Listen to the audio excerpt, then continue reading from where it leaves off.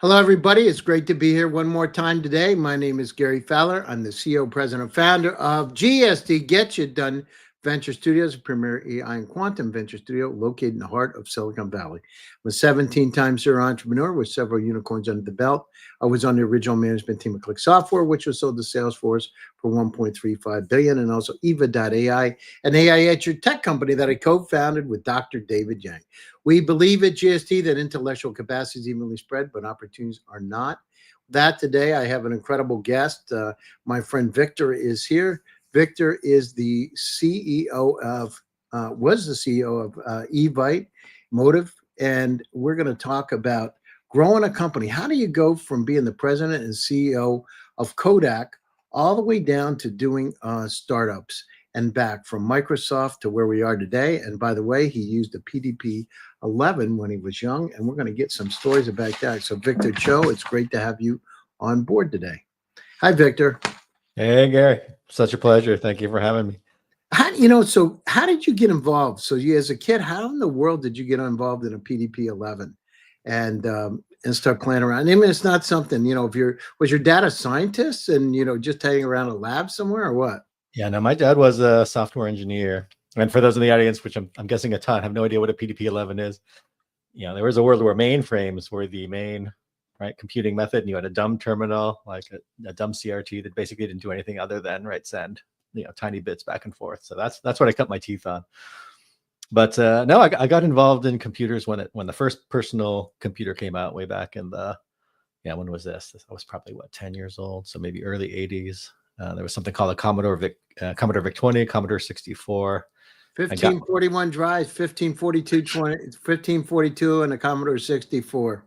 Yeah, beautiful. It's actually an amazing machine. But at that point in time, I just fell in love with computers, and I was like, this is going to be my career, right? I was fascinated by the device, and I was lucky enough to be, at the time, it's funny. I've lived through now. This is the fourth major technological wave. I'm just an old fart, that we've lived through, right? PC, internet, mobile, and now AI. It's crazy. I remember when I was in graduate school, Victor, that, I was on a mainframe computer and I was playing around with it and I had to do work. I was had a research fellowship and I was doing statistics. And I said directly, when will the power of this equal the capacity of the human brain? I remember the day I was sitting there doing these Herman Hollerith cards, those old cards you used to do because we were too cheap to have anything else. And I was a grad student, but, I started to do that and it just opened up the mind. And then I started, had an Apple II back in the old days. And I had an Atari 800 and 400 and a VIC-20 and a VIC-64 and Super Pet 9000 and an 8032, the old stuff, right? And you start looking at it but look how far we've come. It's amazing, actually, from these floppy drives that were garbage. And actually, not even a VIC-20 had a tape drive. Remember that? And then the trash 80s? Waiting 20 minutes for your software to load over literally a magnetic tape drive. Yeah, and you hoped it did. Yeah. No, it's crazy over 30, 40 years, how much can change. Man, the future is bright. So, you've held leadership roles across multiple companies, tech platforms. You've worked as, senior executive in companies, Eastman, Kodak, et cetera. But, one of the things in a startup, I know from my own experience working for DEC, HP, is that there were meetings to have meetings. Mm-hmm. And, I would sit there and I would like, what are we accomplishing? In fact, I used to take a legal pad and I would keep notes, but I would actually just write stuff down. And people said, oh, you're so attentive in this thing. And I'm like going, this is the most boring meeting I've ever had in my life. Yeah. And, how do you go down through and adjust from being an Intuit to being an Eastman Kodak and then coming down to Kodak and coming back to a startup world? How do you adjust? Because it's a totally different environment. It's funny. When I was a little kid, actually right around the time I was playing with those devices, I knew I wanted to be the CEO of a software business, but I didn't know that the term CEO even existed because I grew up without means and I didn't have any mentors. So in my mind, I was like, I want to be the general of software and I want to be the one that architects these systems. And so it's funny, over the course of my career, I never chased a title or salary. I always chased learning because it was very clear to me that different functions and different company sizes would have incredibly different management and leadership dynamics. And so I'm a huge believer in this thing that I call situational leadership, which is like how you run a team of, thousands to, even hundreds, to a startup where you've got, sub 20 people. These are just incredibly different leadership and management challenges.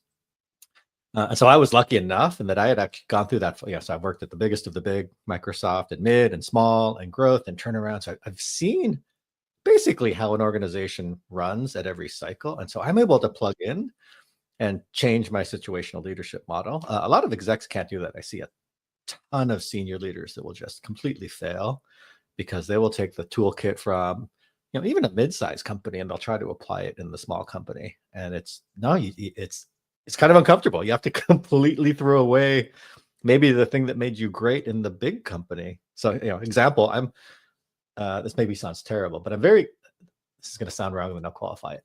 The politics of a big business, right? Which are absolutely there. I don't like the term politics, because really what I think of it as is, if you're working in a large organization, you need to build relationships. You need to build constituents, right? To move a ship like that, right? It can't be mandate unless you're, the CEO. And so that skill set is hugely valuable in a big company. In a small team, I'm the chief product officer, CMO, and CEO, raising funds. Like my hands are dirty and I'm getting the work done. And so I spend almost zero energy now on that, politics angle of the business, which is great, but again, completely different. At some point, as we continue to scale, that's going to roll in, and I'm going to need to do that. The one thing, I've been doing this a long time, and so what would you say? I was with Rupert Murdoch's right hand man. I had dinner with him and Larry Page's brother out in California, and I had some feedback. But asking you, what if you could say one thing? What's the key to being a great leader? What would you say that is? I throw maybe three things. So one is this ability to be a situational leader, right? Know what environment you're in. And also another dimension of that is leading from the front versus leading from the side, what's called leading from the side versus leading from behind. Like there are very different ways for you to execute as a leader. So you need to master situational leadership, number one. I'll ignore all of the functional and skill set things, because I'll say, like, at the point where you're succeeding at that level in some business, you have raw skills. For me, my two favorites would be, you need to have transparency and you need to have empathy. People don't talk about those a lot, but I find those to be incredibly valuable. You could argue some of this is stylistic, but I actually don't think so. I think at least in today's Western society, in terms of culture, a transparent leader and an empathetic leader allows you to have a multiplier effect on your organization that you're not going to have. Like, you can manage by mandate and dictate and fear up to a point, but in terms of but then if something happens to you, they leave the ship. You know what I mean? It's not enduring. You're not building an enduring organization. It's not enduring. I had a 4-star admiral on my show, the number 2 guy in the U.S. military, Bill Owen, and I asked him the same question, Victor. And it was just really interesting for me because he was involved in Desert Storm. In fact, he had the control of the 6th Fleet, and during Operation Desert Storm, he said he was on an aircraft carrier. And I asked him directly the same question. I said, what does it take to be a great leader? And he said, they have to know that you've got the empathy and compassion and care about them. And I said, well, tell me exactly what you mean. And he said, they were getting ready to take off to enter the war, I knew, in my mind, 10% of them were going to get killed. They weren't going to come back. And I realized that I was going to be the one that had to write their mothers or fathers or sisters or brothers or wives or kids or anybody in their family, that I personally was going to be signing a letter. And a tear went down my face because I thought about them, and it got put up on the ship's monitor. And I thought about them, and he said, letting people understand that you truly care about them changes the dynamics. And he said, it did for me, and people will follow you. And he said, if you don't, and you try to live by fear, then nothing good happens, right? And I was with Andrew Jaginski, who's Rupert Murdoch's was Rupert. I don't know if he's still working with him or not, a couple of years ago. And Carl Page, Larry's brother. And we had dinner out in Palo Alto. And I asked him the same question. He said, I've studied 3,000 entrepreneurs. And I said, what's one characteristic of the most successful entrepreneurs you've seen? He said, the one thing, he said, amnesia. And I said, what do you mean? He said, they never dwell on the past. They only go forward. They seriously don't let those hooks hook them back so that, they're emotionally connected to the past. They're going forward. They use it all in context. Yeah. And when he told me that, it was like a light went off. And, I understood because my billionaire friends are the same way, right? And you can't let it hold you back. The thing is, how do you go forward? Yeah, I love that one, in particular at this point in time of where kind of at least tech and all business is, right? Because the landscape is changing so rapidly in terms of underlying capabilities driven mainly by AI, right? The next 20 years are going to be, I think, one of the most foundational changes to business process, business structure that we've ever seen. And so, yeah, I mean, you can think what you learned in the past is going to work, but no, what you really need to do is absolutely, you need to just look forward and say, okay, where are all these trains moving, and how do I define strategy, right, and execution in that path? I completely agree with that. I'm doing everywhere from 4 to 6 of these podcasts per day. And when you start with like the head of the quantum lab at Harvard, the lead author of the Nobel, the 4-star admirals, people like yourself, Victor, you start to get now I understand how folks like Elon Musk understand what's going on, because when you talk to so many people, you start to understand where the world's going to go, because you're continuously sensing what's happening with the world. And it's kind of like AI and steroids, right? You understand what's going to happen next and the kind of trends. It's quite interesting, actually. No, it's fascinating. So, weird digression, but I've taken 2 sabbaticals in my life to spend time with my young kids at particular ages. In those periods of time, I had hundreds and hundreds of conversations, and in those sabbatical periods, I actually felt more up to speed and more savvy about where things were going. Like, maybe I was missing some of the tactical specifics, but no, that ability to synthesize the broad picture, I completely agree. It changes you. It changes you. I know, and I've been using AI in all kinds of ways. I've been doing the generative AI part since 2016. Pre-transformer models. We started one of the first companies, Findo, which evolved the Eva, your virtual assistant, and then it was acquired. But I started using it myself, and so things like mesenchymal stem cells from an umbilical cord, had 100 million of them. So like the longevity stuff, I had 100 million put in because I had stage 3 kidney disease. And within hours, everything started to change. And within a week, it went away. And I used these tools to help.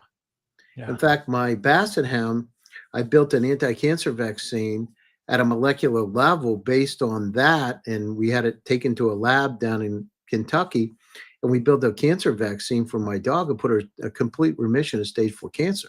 Now, I'm not a smart guy like you, right? But I've been around the block. It's like persistence and tenacity is another thing. You don't give up and you keep a positive attitude, right? You can do anything. Yeah. And, these, and I wanted to throw this by you, see what you think about this. Yeah. So I had one of Richard Branson's friends, a guy named Per Wimmer, tell me one time, always have something that people are interested in talking about. So for instance, I did the stem cell thing on my side, and I spoke in some of the top family offices out in San Francisco. Everybody was interested. There's only been like 7,000 people that's ever done this kind of a treatment, right? Everybody wants to live longer. So always have something that's truly exciting. My friends talk about climbing Mount Everest and the 7 peaks and all that. And all of a sudden they get ascension. But that was a hack that this guy, my friend Per, said. He said, that's how I got the attention of some of the top, wealthiest folks. I wanted to get in, space, and I wanted to do transportation. So what I do, I did the free fall parachuting over Mount Everest and had a world record with oxygen. It's like, are you serious? Like, dude, that? Yeah. He did the movie called The Real Iron Man about the Elon. No, it's funny. That's funny. It's interesting. Maybe this is a cultural thing, but I have maybe a slight tweak to that, which is less me outbound in terms of me having something interesting. But I fundamentally believe every single person on the planet has something incredibly interesting that they can share.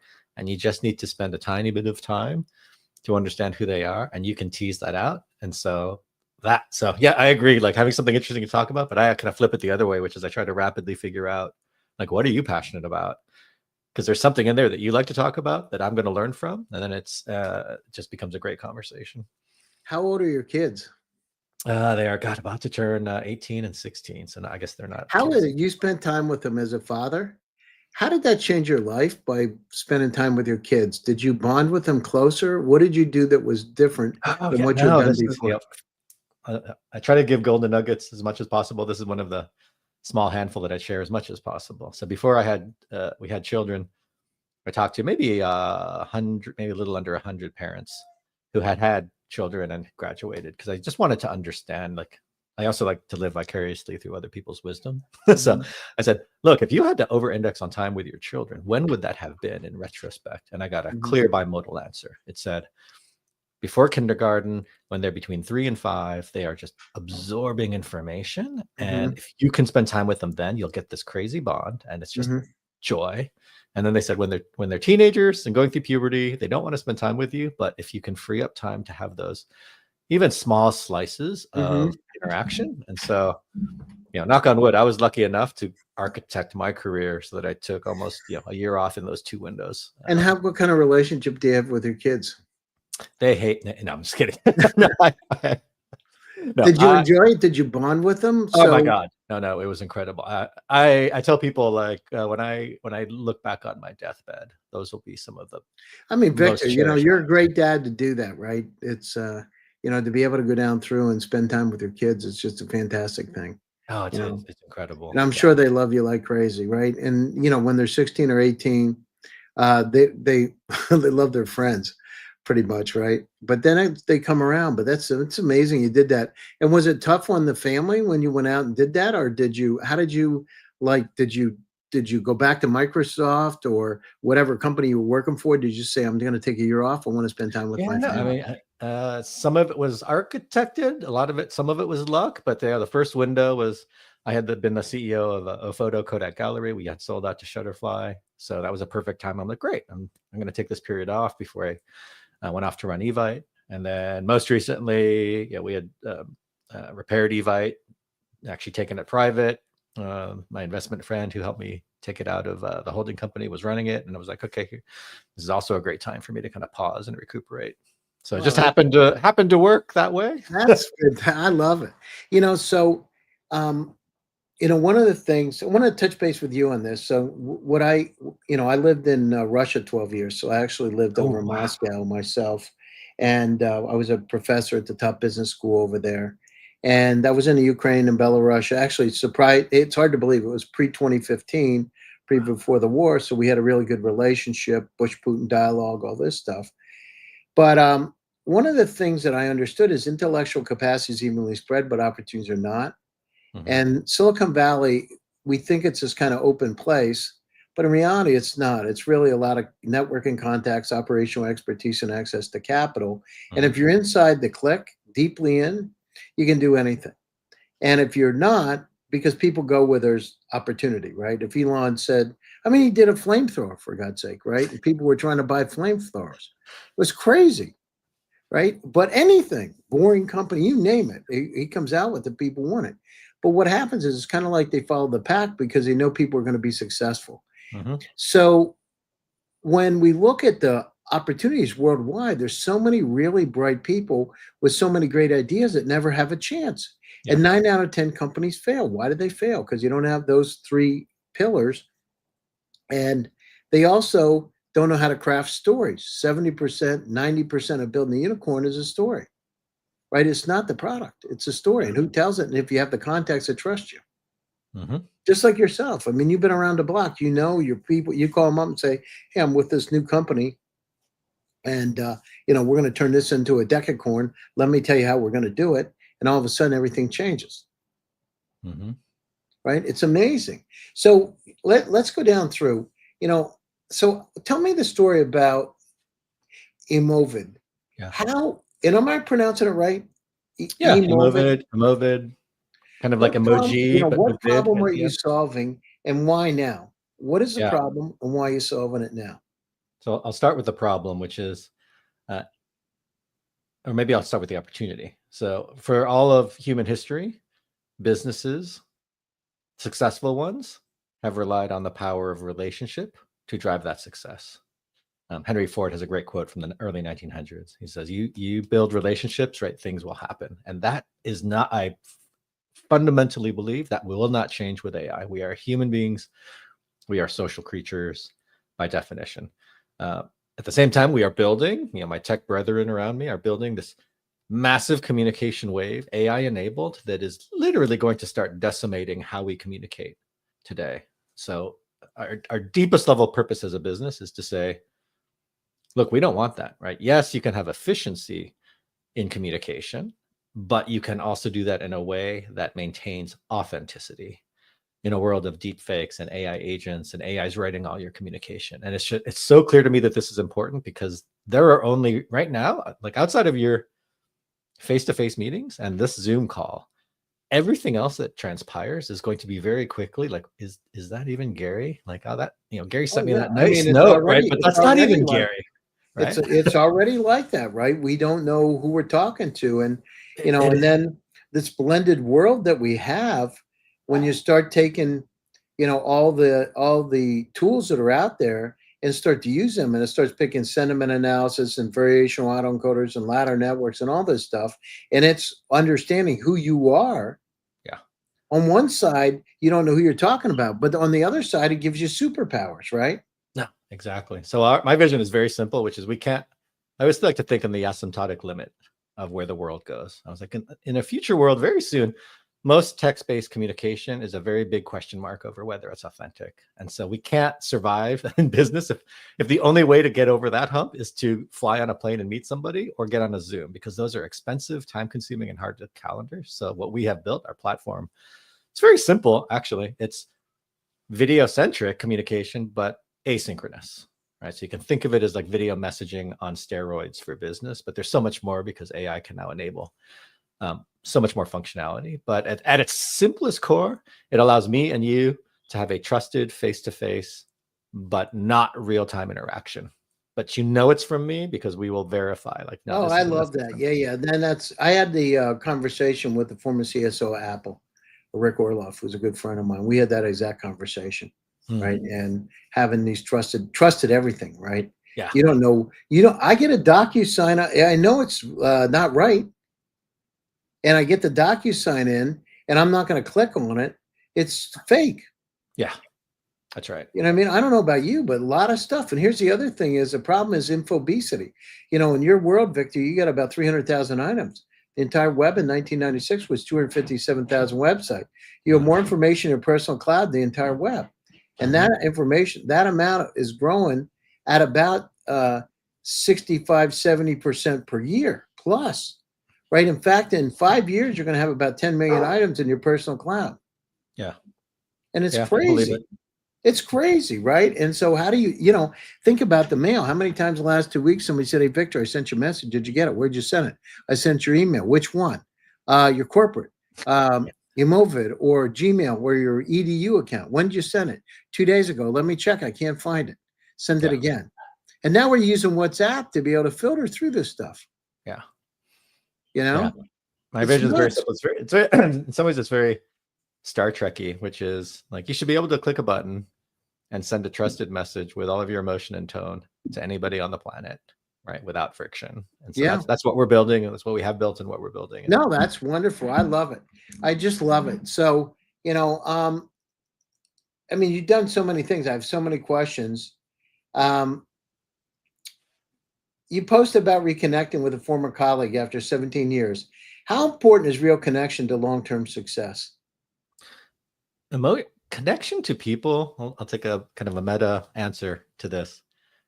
Your relationships and your deep personal relationships literally are the things that are going to bring you the most happiness in life, the most success, and they will make you live longer.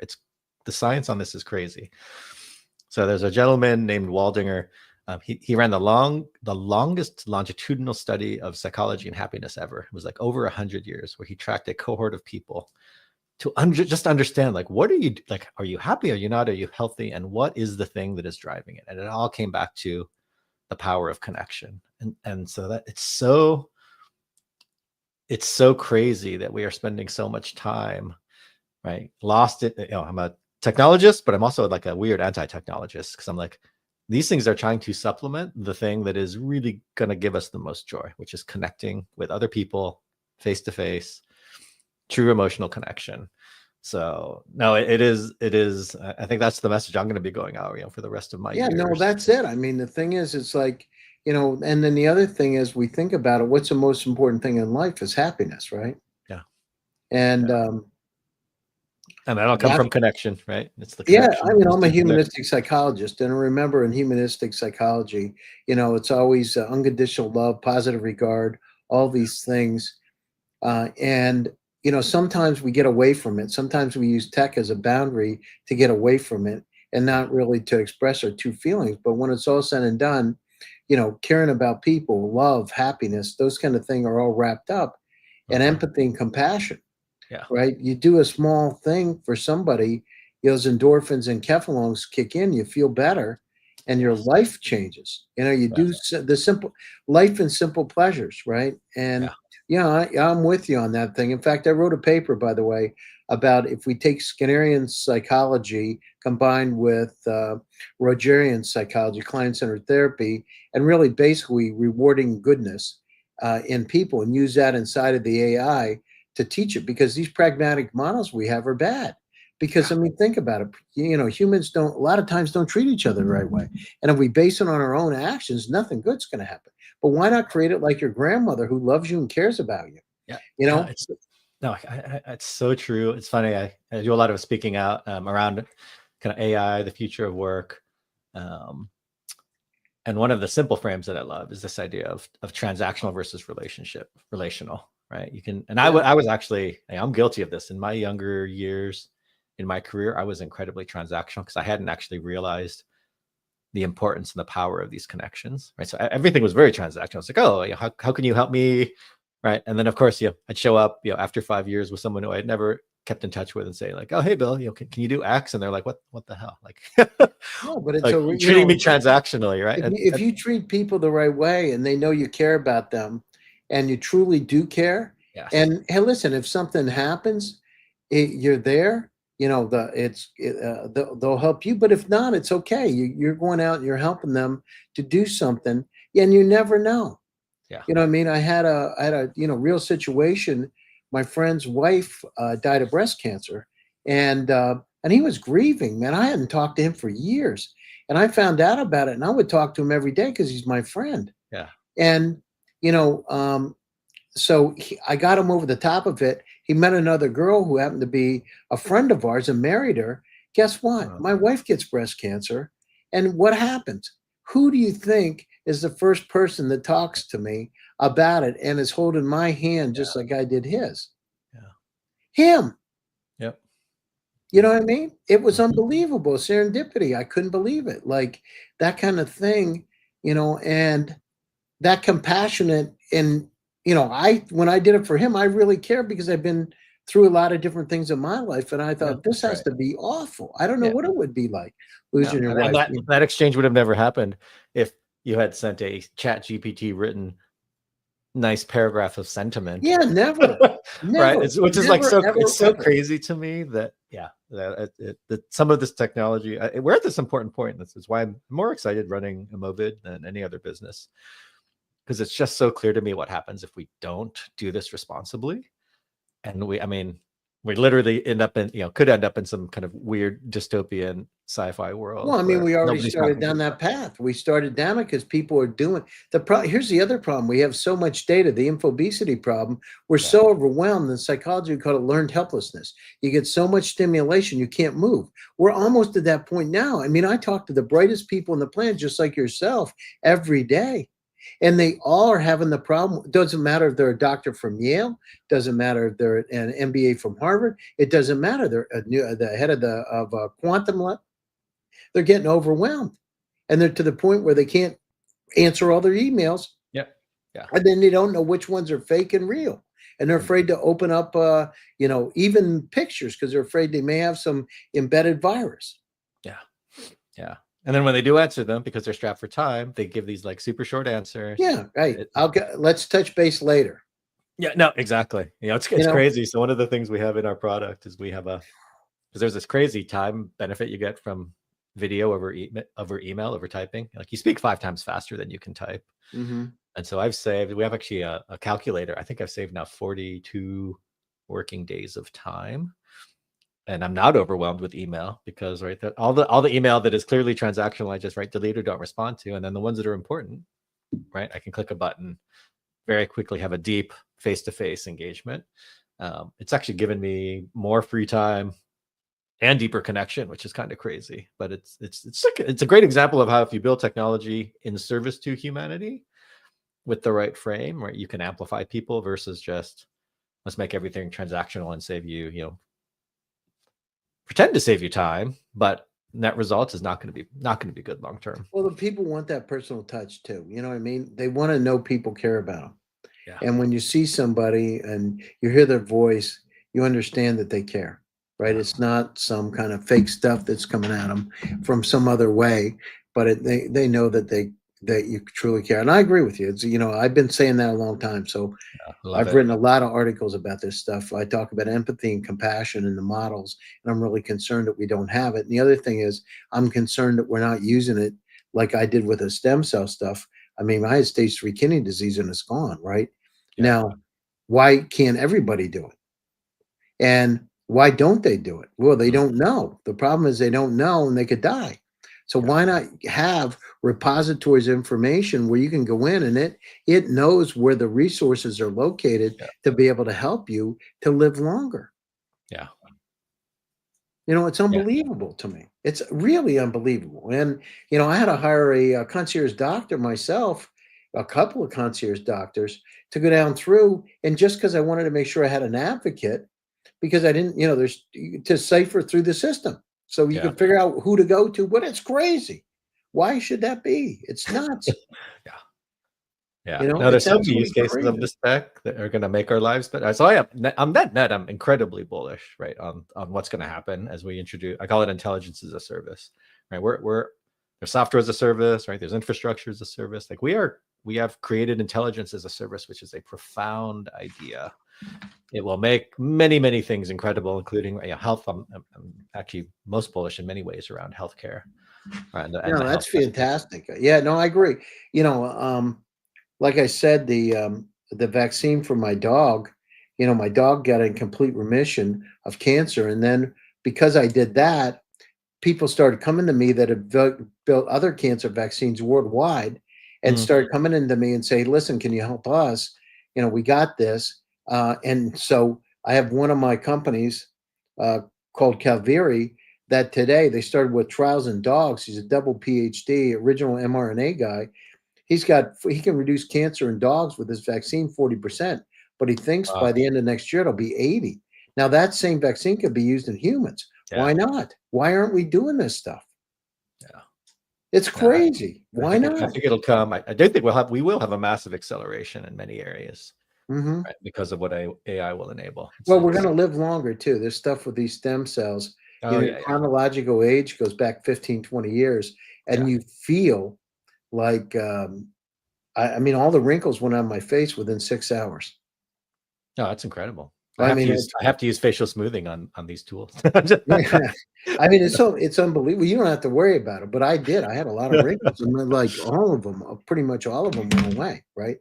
And then you start getting stronger, and then I had it done twice, and then cognitively your abilities go up. Yeah. I guess I didn't bench it, but I'd say 15 to 20%. It changes things. Ooh, offline. I want to hear more about. No problem. I wish I had another hour to spend with you. We'll have to get you on the show for part 2. I really enjoy this conversation, but we're coming up to the top of the show and we're a few minutes over, and I want to be respectful of your time. Of course. So, Victor, closing thoughts on how do people get a hold of you?